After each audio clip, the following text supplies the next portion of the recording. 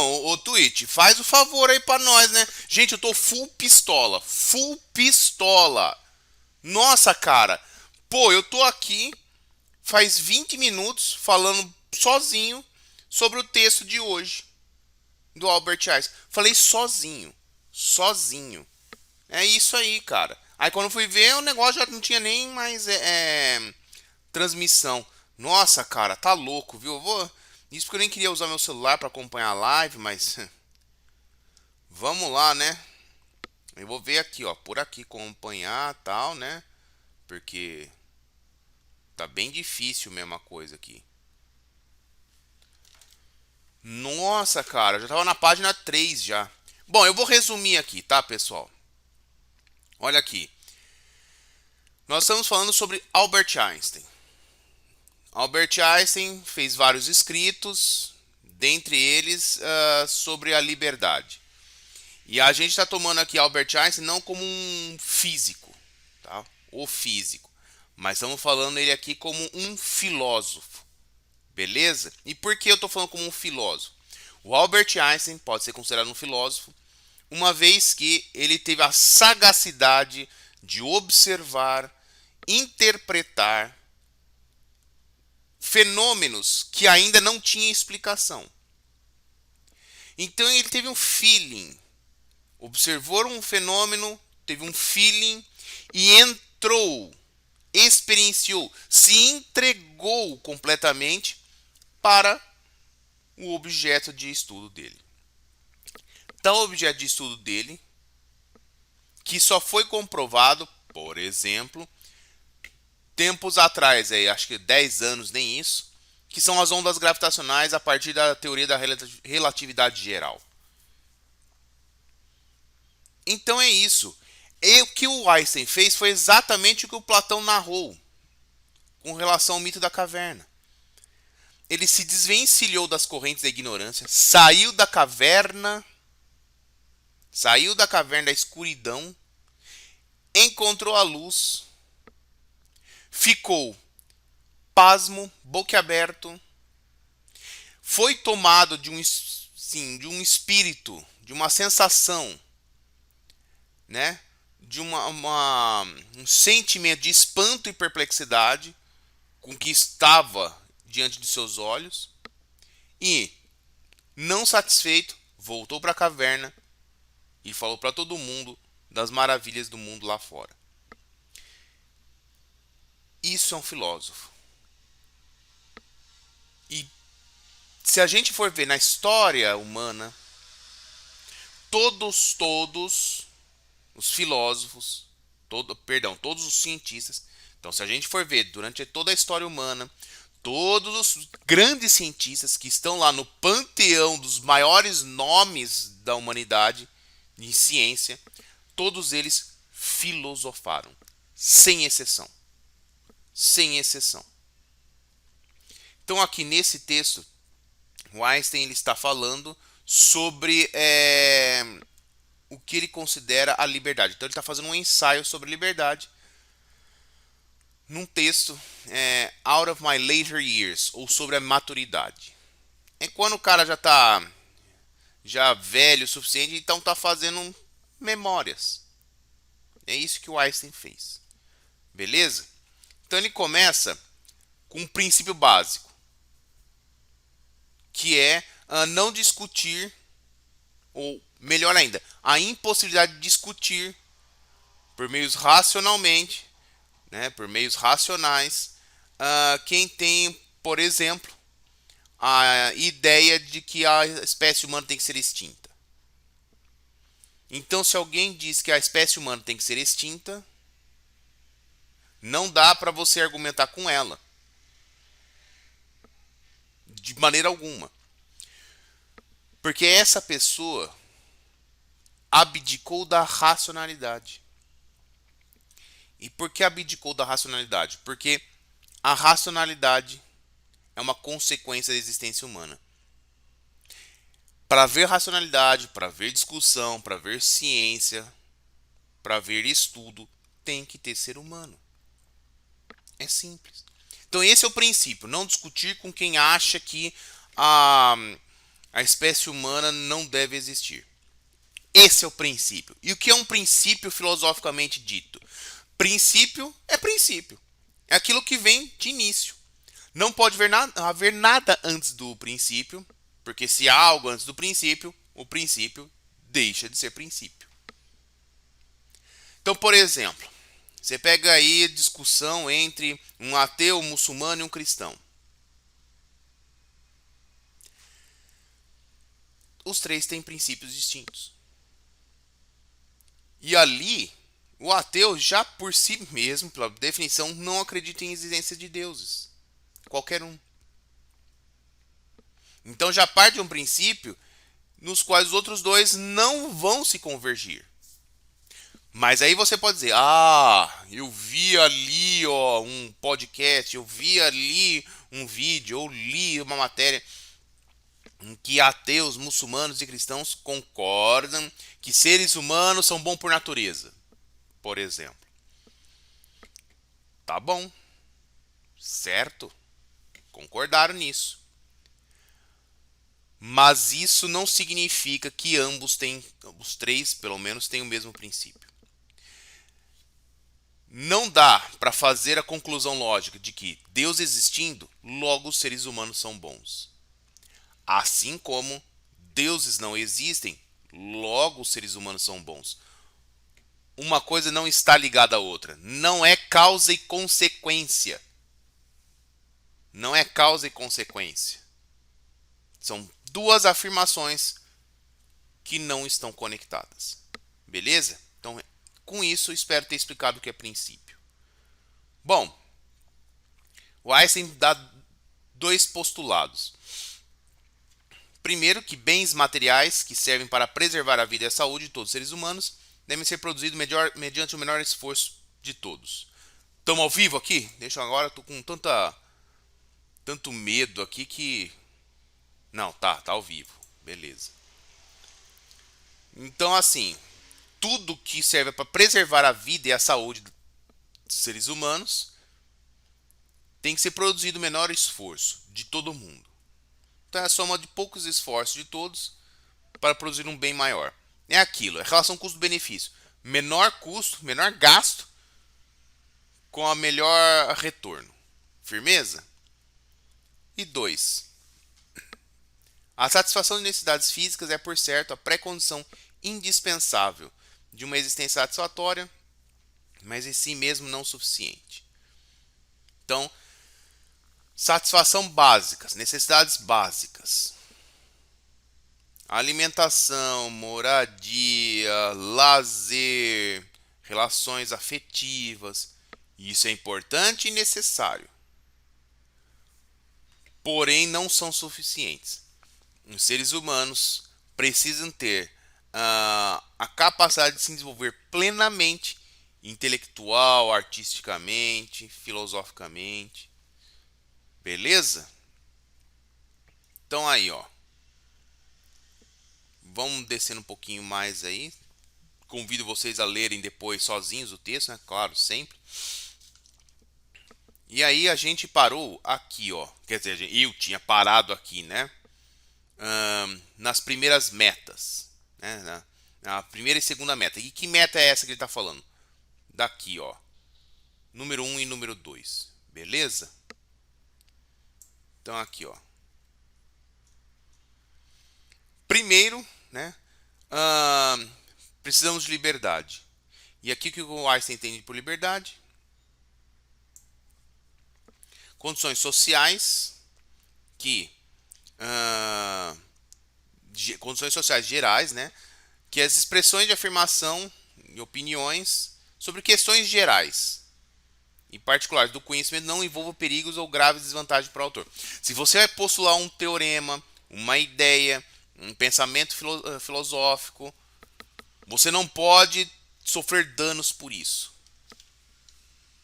Desde que, claro, você não queira que a humanidade seja extinta, porque a gente já conversou. Se a humanidade for extinta, não tem nem por que você querer discutir alguma coisa. Porque a discussão, a racionalidade, pressupõe a existência humana. Bora aí. Ah, ele fala que deve ser assegurada por lei, mas também não é suficiente. Tem que haver um espírito de tolerância em toda a população. Se houver leis, mas não tem tolerância, as leis são desrespeitadas, claro, né? E isso serve, por exemplo, a gente ilustrar um pouco mais essa questão Brasil atual. Há muitas leis que defendem a liberdade de expressão, pensamento, só que elas não são respeitadas. Eu nem preciso dar exemplo, né? Você que vive hoje atualmente e tem metade do cérebro funcionando, tá aí. Você já sabe muito bem o que eu tô falando aí, né? O bode na sala, eleições 2022, por exemplo. Beleza? Aí ele continua. Para a segunda meta, isso é a possibilidade de desenvolvimento espiritual dos indivíduos, né? O homem não pode ser obrigado a trabalhar para suprir as necessidades de uma vida numa intensidade tal que não lhe resta tempo nem força para as atividades pessoais. Olha só. O Einstein está defendendo o que aqui? O ócio. O ócio como contrário de negócio. Negócio é negação do ócio.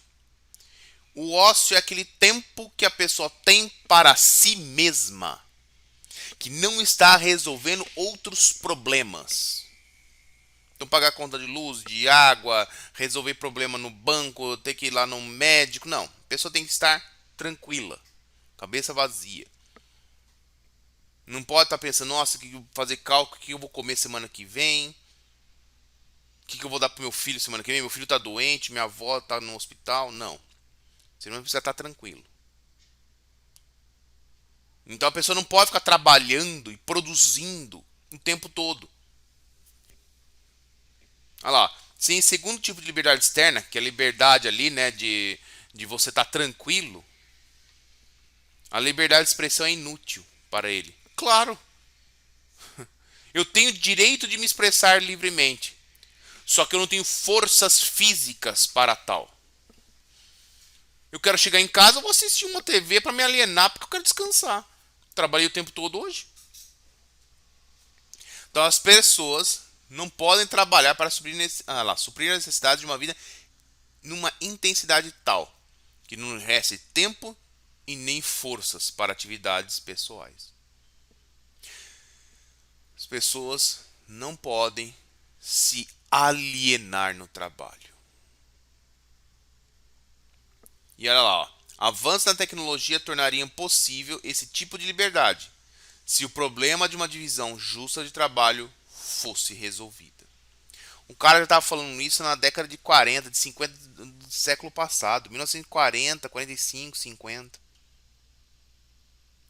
E o que hoje a gente vê, hoje, 2022, tecnologia fazendo uma curva assim, ascendente, e as pessoas trabalhando ainda mais. Oh, que isso? Com tanta tecnologia, por que as pessoas têm que trabalhar tanto? Foi prometido lá no início do sistema capitalista que conforme o desenvolvimento das tecnologias, os seres humanos iam trabalhar menos. Ia ter distribuição de riqueza para todos.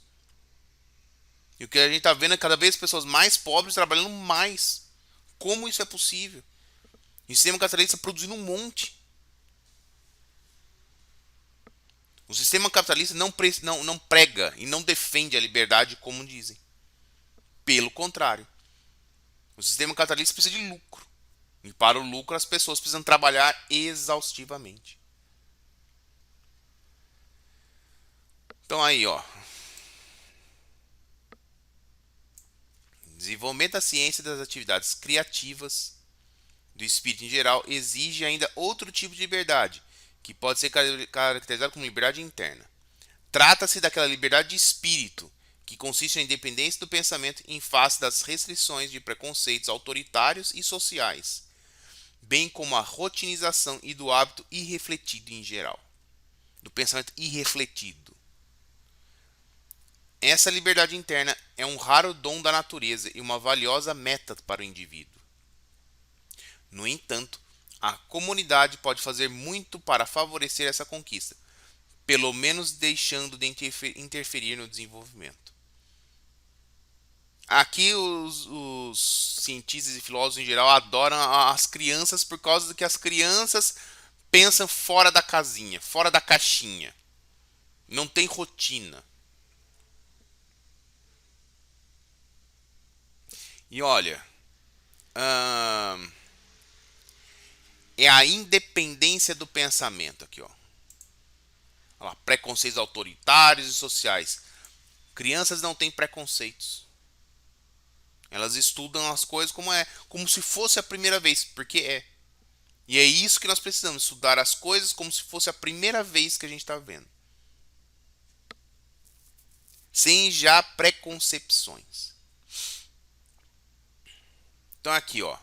As escolas, por exemplo, podem interferir no desenvolvimento da liberdade interna mediante influências autoritárias e a imposição de cargas espirituais aos jovens excessivas, né? Então, imposições excessivas de cargas espirituais aos jovens. Por outro lado, as escolas podem favorecer liberdade, incentivando o pensamento independente. Só quando a liberdade externa e interna são constantes e conscienciosamente perseguidas, há a possibilidade de desenvolvimento e aperfeiçoamento espiritual, e, portanto, de aprimorar a vida externa e interna do homem.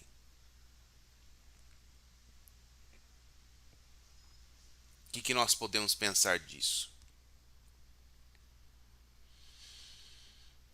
As escolas hoje em dia, e na época do Einstein também, infelizmente, porque se fosse na época do Einstein só tava bom, né? Mas o cara escreveu isso há 70, 80 anos e a gente continua na mesma toada, para não falar outra palavra aqui. Poxa, olha aqui, ó. Podem interferir no desenvolvimento da liberdade interna mediante influências autoritárias e imposição de cargas espirituais aos jovens. Essa carga espiritual aqui que ficou meio esquisita. Eu acho que é problema de tradução aqui. Carga mental, intelectual. Mas resumindo, influência autoritária não é só o professor. Cala a boca, sente-se, fica quieto. A influência autoritária é o professor já trazer para os estudantes a coisa pronta.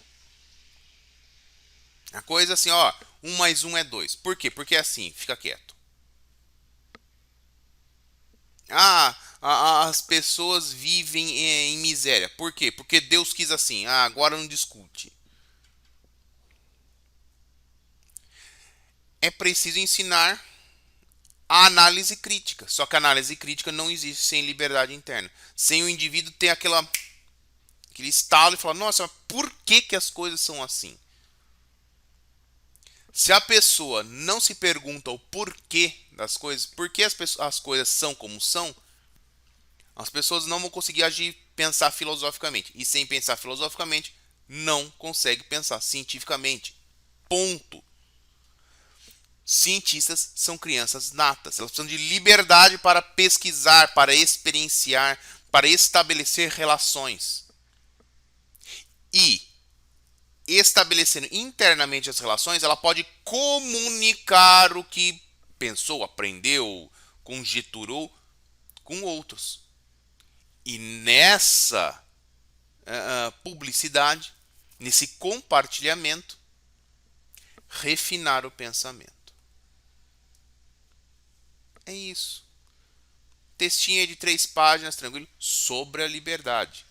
Mas o Einstein continua falando, ó, ciência e religião, que são textos maravilhosos. Eu acho que a galera toda tem que ler e estudar aí, ó. As referências são essas, ó, ciência e religião. Ele escreveu isso em 1939 e 41. Albert Einstein morreu em 55. É isso aí mesmo. O Albert Einstein nasceu em 1870 e morreu em 1955. E é em inglês lá, Out of My Later Years. Mas é escrito da maturidade. Isso aqui é interessante. Talvez assim a gente possa pegar para ler esse texto inteiro aí. Mas só quero trabalhar isso com vocês. A questão curiosa, o fato curioso de Einstein ter sido um filósofo, olha só. Einstein foi um filósofo. Pronto. Acabou. E assim como tantos outros cientistas, como por exemplo o Carl Sagan, o é, Stephen Hawking. Porra, o Stephen Hawking fala do tempo, cara. Que é isso?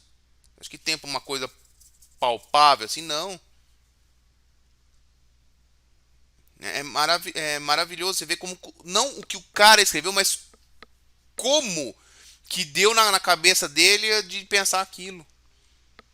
Mais importante do que a letra fria ali da escrita, que também é importante, é necessário, é saber o que engendrou, o que fez a pessoa pensar daquela maneira. Por que tal fenômeno, objeto, despertou curiosidade? E você aí? O que é que te desperta curiosidade? O que é que te toca ali e fala, é isso que eu gosto, é isso que eu quero. E uma dica, cuidado. Se você é uma das pessoas que fala, isso não me toca, nada me interessa, não tem nada que me dispara o pensamento e te faz te aguçar aquela curiosidade, então tu morreu por dentro.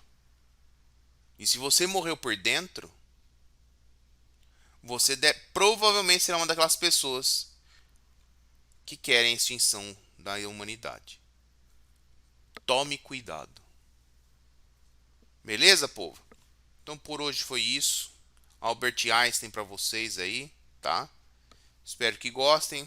Comentem, curte, compartilhem aí para nós, para dar engajamento. Firmeza? Valeu e até a próxima. Fui.